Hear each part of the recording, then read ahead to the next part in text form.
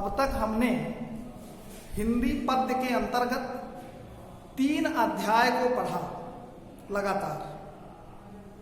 कबीरदास, संत रैदास और मीराबाई। उसी के अंतर्गत आज अध्याय 4 के बारे में हम पढ़ेंगे, हिंदी पद्य के अंतर्गत ही। अध्याय 4 का शीर्षक है दोहा और उसके कवि हैं रहीम दास। बड़े ही चर्चित प्रसिद्ध कवि हैं रहीम दास। रहीम जी नीति, वैराग्य तथा भक्ति परक दोहे जनमानस में प्रसिद्ध हैं। उनके नीति के, वैराग्य के और भक्ति परक दोहे पूरे संसार में अर्थात भारत में चर्चित हैं। इनके कपोल कल्पित आदर्श नहीं हैं, वे जीवन के विशेष अनुभवों को अपने साथ सजोए हुए हैं, अर्थात इस व्यवहारिक जीवन में उसका बड़ा ही अनुभव है और प्रासंगिक भी है।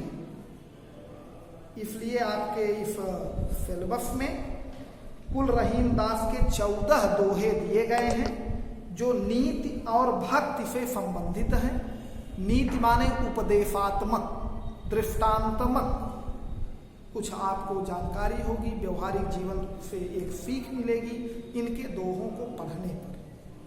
तो थोड़ा सा हम संक्षिप्त रूप में रहीम दास जी के बारे में आपको बता दें। हालांकि आप अपनी पाठ्य पुस्तक से रहीम दास जी का संक्षिप्त जीवन परिचय अपनी अभ्यास पुस्तिका में पहले पढ़ करके तब लिखेंगे।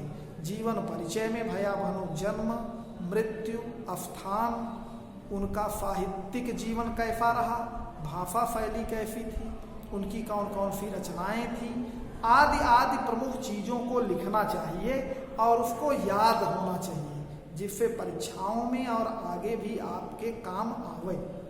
तो भैया बहनों, अकबर के दरबार के कवियों में रहीम का मूर्धन्य स्थान है। जो अकबर के नवरत्न थे उनमें रहीम दास जी भी प्रमुख थे। इनका जन्म 17 दिसंबर सन 1556 ईस्वी में हुआ था। इनके पिता का नाम सलीमा बेगम माता का नाम था और पिता का नाम बैरम खां था। बैरम खां वही हैं जो अकबर के संरक्षक थे। अकबर का राज्याभिषेक बैरम खां के देखरेख में ही हुआ था और बैरम खां के ही पुत्र थे रहीम दास। इनका जन्म लाहौर अर्थात पाकिस्तान में हुआ था।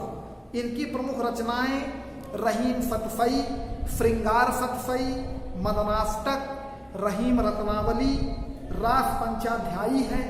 इनकी भाषा शैली ब्रज एवं अवधी, फारसी, संस्कृत के शब्द, मुक्तक शैली में काव्य सृजन इन्होंने किया है। इनका निधन 1627 ईस्वी में हुआ था। रहीम दास जी बड़े ही बुद्धिमान बचपन से ही और नीतिवान थे। रहीम का अंतिम समय हालांकि कष्टों से ग्रस्त रहा, वह विपत्तियों से संघर्ष करते रहे और ये नीति, वैराग्य एवं भक्ति की त्रिवेणी प्रवाहित करने में लगातार लगे रहे। रहीम जी की गणना हिंदी साहित्य के अमर कवियों में की जाती है। ये नीतिकार, श्रृंगार तथा भक्ति के क्षेत्र में सदैव सर्वमान्य कवि के रूप में सदा अमर रहे। तो भैया बहनों, हमने संक्षेप में इनका जीवन परिचय बताया है। जन्म, मृत्यु, माता पिता और इनकी प्रमुख रचनाएं आप पढ़ करके अपनी कॉपी में व्यवस्थित ढंग से इनका जीवन परिचय लिखेंगे। अब हम आते हैं इनके दोहों पर। जो आपने दोहे दिए गए हैं वो विशेष अनुभवों को भी चरितार्थ करने में सक्षम हैं। तो पहला दोहा अपनी पाठ्य पुस्तक में आप देखिए। जो रहीम उत्तम प्रकृति, का करि फकत कुसंग, चंदन विष व्यापत नहीं, लिपटे रहत भुजंग। दूसरा है रहीमन प्रीति सराहिए, मिले होत रंग दून, ज्यों जर्दी हरदी तजय, तजय सफेदी चून। आज हम केवल 2 दोहों को पढ़ेंगे।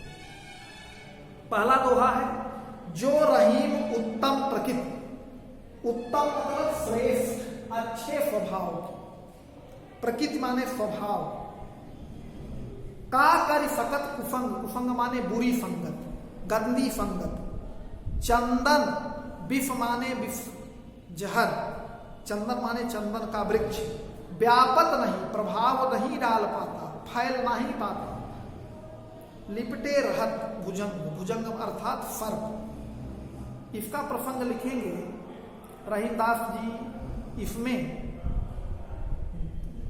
दृढ़ चरित्र वाले व्यक्ति और अच्छे स्वभाव वाले व्यक्तियों पर बुरी संगत का कोई प्रभाव नहीं पड़ता, इस बात को बताया है कि जिसका चरित्र दृढ़ है, जो चरित्रवान है, श्रेष्ठ स्वभाव वाले हैं, उनके ऊपर बुरी संगत का कोई भी प्रभाव नहीं पड़ता। अब भावार्थ देखेंगे। रहीम दास जी कहते हैं कि जो व्यक्ति चरित्रवान है, दृढ़ चरित्रवान है, श्रेष्ठ स्वभाव के हैं, उनके ऊपर बुरी संगत का कोई प्रभाव नहीं पड़ता। का करि सकत कुफंग अर्थात उनका कुफंग, बुरी संगत उन पर कोई प्रभाव नहीं डाल सकता।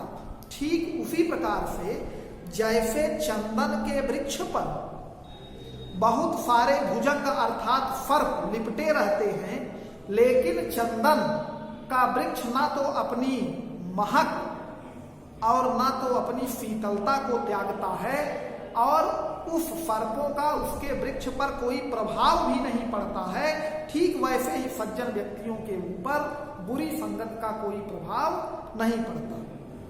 ठीक है।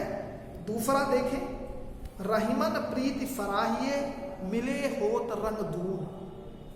प्रीति माने प्रेम, सराहिए अर्थात सराहना करना चाहिए। क्या? रंग माने रंग, दून माने दोगुना। ज्यों जर्दी, जर्दी माने पीला पन, हरदी माने हल्दी, तजय, तजय सफेदी चून। इसमें रहीमदास एक श्रेष्ठ प्रेम की सराहना करना चाहते हैं, अर्थात ऐसा प्रेम जो 2 व्यक्ति या 2 हृदय मिलकर के एक हो जाए, उनमें कोई अंतर ना रहे, फिर उनको अलग ना किया जा सके, ऐसे प्रेम की सराहना करने की बात कर रहे हैं। भावार्थ देखें, रहीमदास जी कहते हैं कि हमें ऐसे प्रेम की सराहना करनी चाहिए जिसके मिलने से प्रेम दोगुना हो जाए। रंग दून माने प्रेम क्या हो जाए? दोगुना हो जाए। 2 प्रेमी आपस में मिले तो प्रेम उनका अत्यधिक बढ़ जाए। कैसे?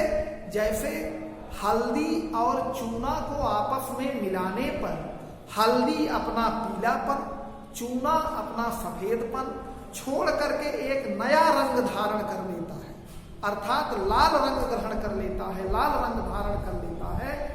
वैसे ही हमको भी एक दूसरे से मिलने पर अपने प्रेम को प्रगाढ़ कर लेना चाहिए, उसमें कोई अंतर ना रहे और पहले जैसा रंग या पहले जैसे प्रेम जो था वो दोगुना बढ़ जाए। ऐसा प्रेम की हमको सराहना करनी चाहिए। तो भैया वहां यहाँ शब्दार्थ लिखा हुआ है। उत्तम माने अच्छे या श्रेष्ठ, प्रकृति माने स्वभाव, कुसंग माने बुरी संगत, प्रीति माने प्रेम, दूर माने दोगुना, जल्दी माने पीलापन, चून माने चूना। और यहाँ पर काव्य सौंदर्य दोनों का लिखेंगे। भाषा रहीमदास की ब्रज है, शैली मुक्तक है, रस शांत है, छंद दोहा है, अलंकार दृष्टांत है, शब्द सत्य लक्षणा और अभिधा।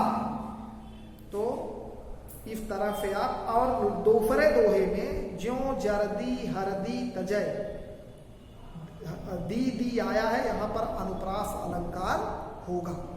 तो आप लोग ध्यानपूर्वक दोनों दोहों को पढ़ करके उनका भावार्थ लिखेंगे, जीवन परिचय लिखेंगे। कल अगला दोहा पढ़ाया जाएगा। धन्यवाद।